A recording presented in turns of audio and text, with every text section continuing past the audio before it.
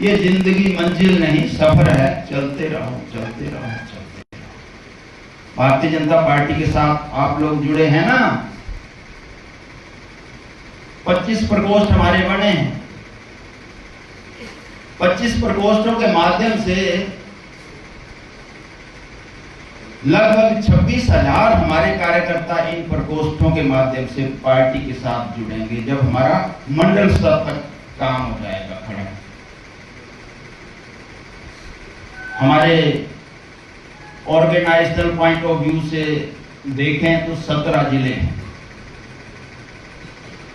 17 जिलों में हमारी टीमें बनेगी। पहले प्रदेश की टीम बनी 10+1। 17 जिलों में बनेगी 8+1। 171 मंडल हैं। 171 मंडलों में टीमें बनेगी 4+1। और इन 171 मंडलों में 2139 ग्राम केंद्र हैं। उन ग्राम केंद्रों तक हम जाएंगे। उन 2139 ग्राम केंद्रों में 8007 बूथ हैं पार्टी चुनाव आयोग। उन 8007 बूथों तक हम जाएंगे प्रकोष्ठों के माध्यम से। उन 8007 बूथों के माध्यम से हमारे 23,774 एक्टिव मेंबर्स हैं पार्टी, सक्रिय कार्यकर्ता। उन कार्यकर्ताओं तक हम जाएंगे। इतना ही नहीं, 15,58,036 हमारे मेंबर्स हैं पार्टी के हिमाचल प्रदेश के। यानी कि हमारा लक्ष्य ये है ऊपर से लेके निचले स्तर तक हम इतने कार्यकर्ताओं तक पहुंचना है। ये हमारा लक्ष्य है। इस लक्ष्य को लेकर चले। और इतने लोगों तक क्यों पहुंचना है जी? क्यों पहुंचना है इतने लोगों तक? हम बात भी करते रहेंगे बीच में, क्योंकि ये बैठक लिखा है लेकिन प्रशिक्षण भी है साहब। हम क्यों पहुंचेंगे इतने लोगों तक? क्या लक्ष्य हमारा? 2027 का चुनाव यही है। तो जोर से बोलो ना भाई, क्या लक्ष्य है? 2027 का। लेकिन एक बात हम ध्यान में रखेंगे, हम सब प्रबुद्ध जन हैं। प्रबुद्ध जन है हम। आदरणीय ढाल साहब, मैं आपकी जानकारी के लिए बताना चाहता हूं, हमारे इन प्रकोष्ठों में 6-7 लोग IAS HAS रिटायरी हैं। हमारे चीफ इंजीनियर ऐसे 43-44 लोग इन प्रकोष्ठों के माध्यम से जुड़े हैं। Scientist, head of the department, dean, director, ऐसे 63-64 लोग जुड़े हैं। 103 हमारे PhD होल्डर्स हैं।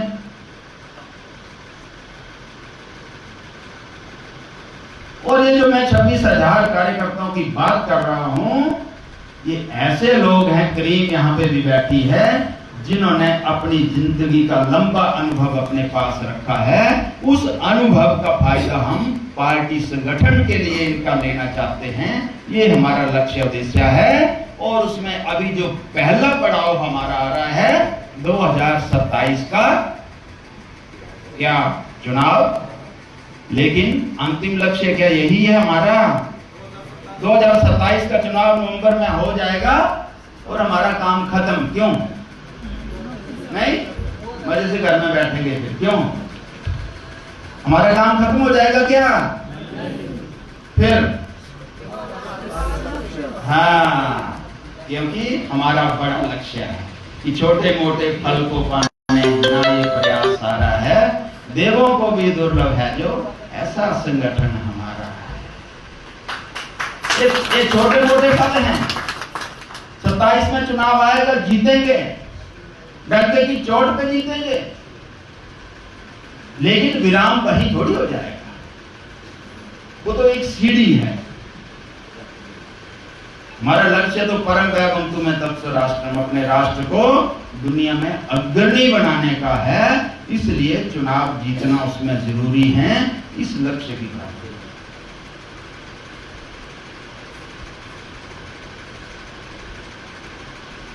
और आप जो संकल्पित होकर प्रकोष्ठों के साथ जुड़े हैं, मैं आपको एक चीज के लिए बधाई देना चाहता हूं।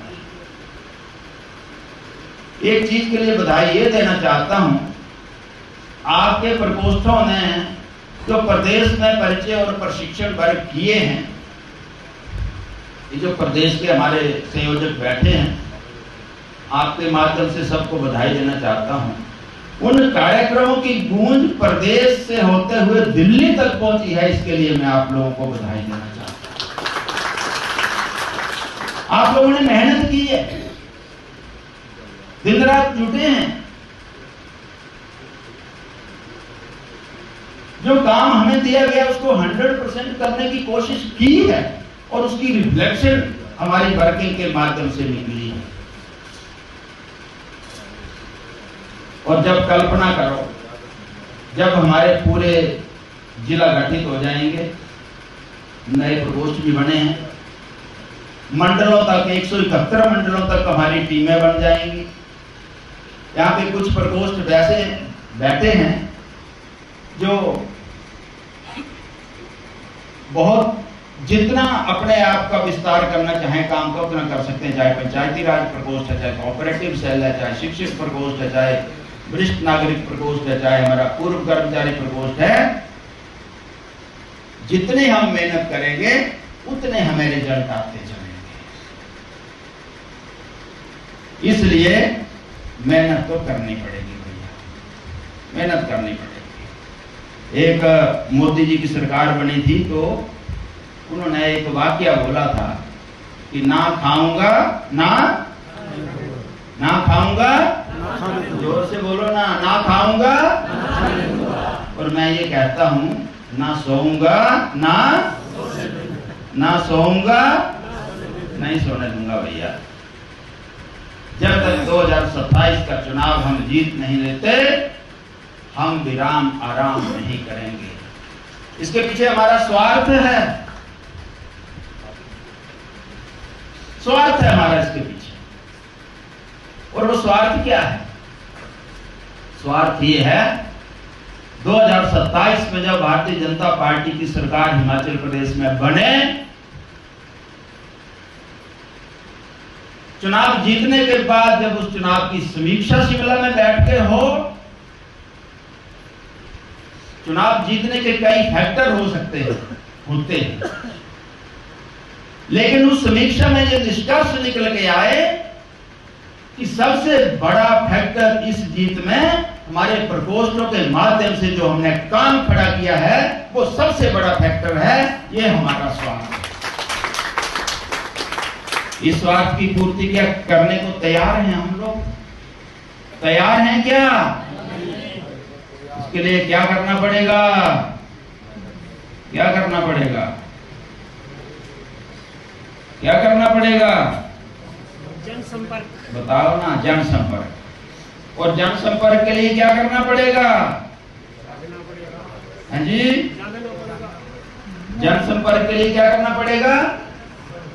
बताओ ना, बताओ ना, क्या करना पड़ेगा वीर सिंह जी?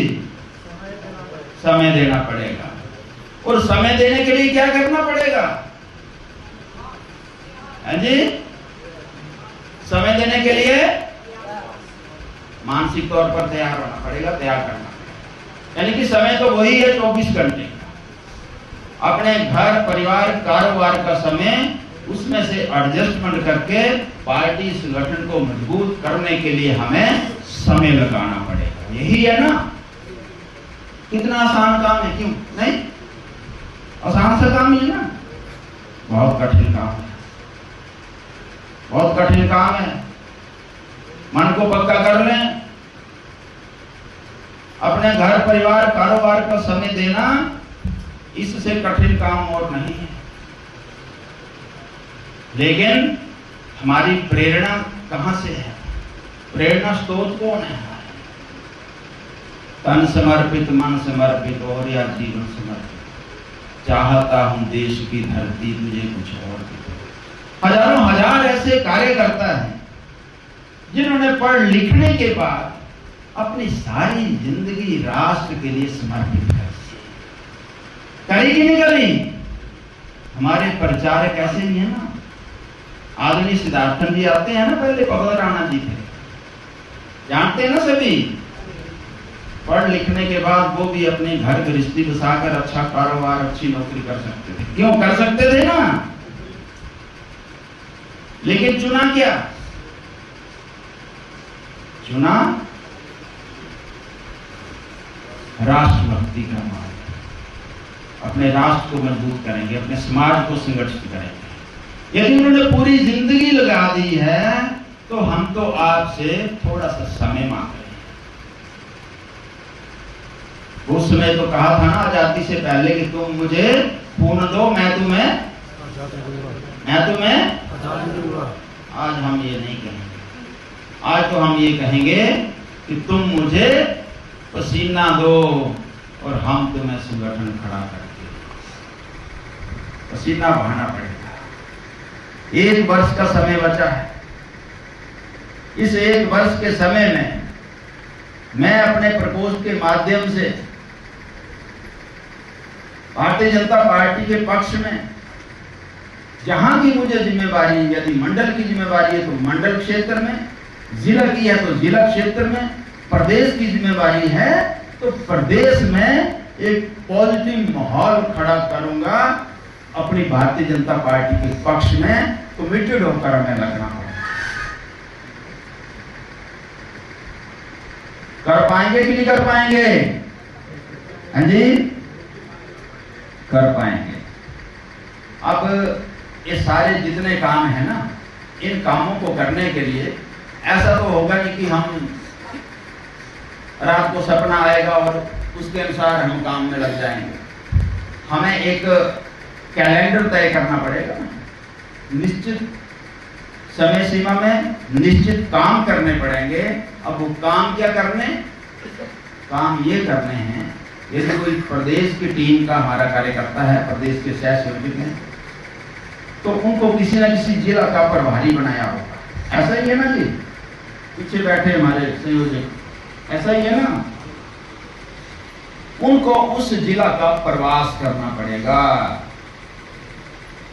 ये जो टेलीफोन के ऊपर संगठन को चलाने की कोशिश करते हैं ना कार्यकर्ता, नहीं चलते संगठन। टेलीफोन दौड़ना पड़ता है। इसलिए प्रदेश वालों से कम 5 दिन प्रवास की अपेक्षा है संगठन पार्टी। हो जाएगा क्या? मैं यहां से भी कमिटमेंट लेना चाहता हूं। यहाँ प्रदेश में जो बैठे हैं हमारे से, महीने में कम से कम 5 दिन प्रवास हो जाएगा। गोविंद ठाकुर जी मुंह नहीं खोल रहे हैं। 5 दिन प्रवास हो जाएगा क्या? फोटो लेना जरा गोविंद जी।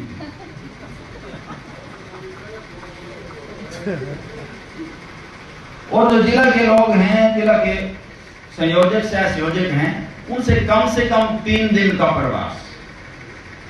क्योंकि जिलों को हमने जिम्मेवारियां दी हैं मंडलों की। जो 171 मंडल मैंने बताए ना, उन मंडलों की जिम्मेवारियां हमने जिला संयोजक और जिला सह संयोजकों को दी है। उनका हमें 3 दिन का प्रवास महीने में मिल जाए, हमारा काम हो जाएगा, ये अपेक्षा है। और जो मंडल की हमारी टीमें हैं, मंडल संयोजक सह संयोजक, उनका महीने में कम से कम 2 दिन प्रवास। ठीक है जी? आपने नीचे जाके बताना है जो मंडलों वाले हैं उनका कितने दिन? 2 दिन का प्रवास। इस तरह से हमारी ये प्रवास की योजना। इसी तरह से बैठकों का क्रम है। मंडल की बैठक प्रति मास, जिला की बैठक 2 मास में 1 बार, साल में 6 बार, और प्रदेश की बैठक 3 महीने में एक बार, 4 बार। इस तरह से जब हमारी बैठकों का क्रम शुरू हो जाएगा, जब हमारे प्रवास, सतत प्रवास, योजनाबद्ध प्रवास, उस तरीके से जब हमारा काम शुरू हो जाएगा तो हमने जो लक्ष्य लिया है उस लक्ष्य की पूर्ति हम निश्चित तौर पर कर सकते हैं। क्या लक्ष्य लिया हमने? क्या लक्ष्य लिया है? क्या लक्ष्य लिया है? परम वैभव तुम्हें तत्स्वराष्ट्रम, अपने राष्ट्र को परम वैभव तक ले जाने का जो हमारा लक्ष्य है, उस लक्ष्य की पूर्ति हम तब कर सकते हैं जब हमें समय देने की मानसिकता के साथ फील्ड में उतरना पड़ेगा। इसलिए बाधाएं तो आएंगी, मैंने पहले भी कहा था, मुश्किलें भी आएंगी, लेकिन वो कहा है ना कि निखरती है मुश्किलों से शख्सियत दोस्तों, जो चट्टानों से ना उलझे वो झरना किस काम का। इसलिए अपने आप को मानसिक तौर पर हमें तैयार करना है। प्रकोष्ठों का काम अच्छे से हो। हमारे, मैं पत्रकार बंधुओं से भी आग्रह करना चाहता हूं, क्योंकि हमारे कार्यकर्ता, जिम्मेवारी भले ही नई है लेकिन कार्यकर्ता बहुत पुराने हैं, सुलझे हुए हैं। कईयों ने पूरी जिंदगी कहीं ना कहीं सरकारी सेवा में, प्राइवेट सेवा में पूरी जिंदगी लगा दी है। इस सारे अनुभव का फायदा हम पार्टी संगठन के लिए लेना चाहते हैं, इसलिए प्रकोष्ठों का ये गठन किया गया है। और आप लोगों को तो खुशी का एहसास होना चाहिए कि पार्टी संगठन आज आपसे अपेक्षा कर रहा है। प्रकोष्ठ उठेंगे, जागेंगे, काम में लगेंगे, उसका लाभ पार्टी को होगा।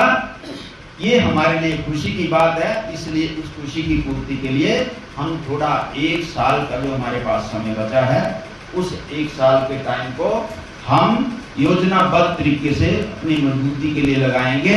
इस कमिटमेंट के साथ हम जब इस सभागार से जाएंगे तो हमारे इस बैठक में आने का हेतु भी पूरा होगा और जिस लक्ष्य उद्देश्य को लेकर हम लोग चले हैं उसकी भी पूर्ति होगी। मैं आप सबका आभार व्यक्त करना चाहता हूं। मेरी बात को आप लोगों ने बहुत ध्यान से सुना। आपका बहुत बहुत धन्यवाद। जय हिंद।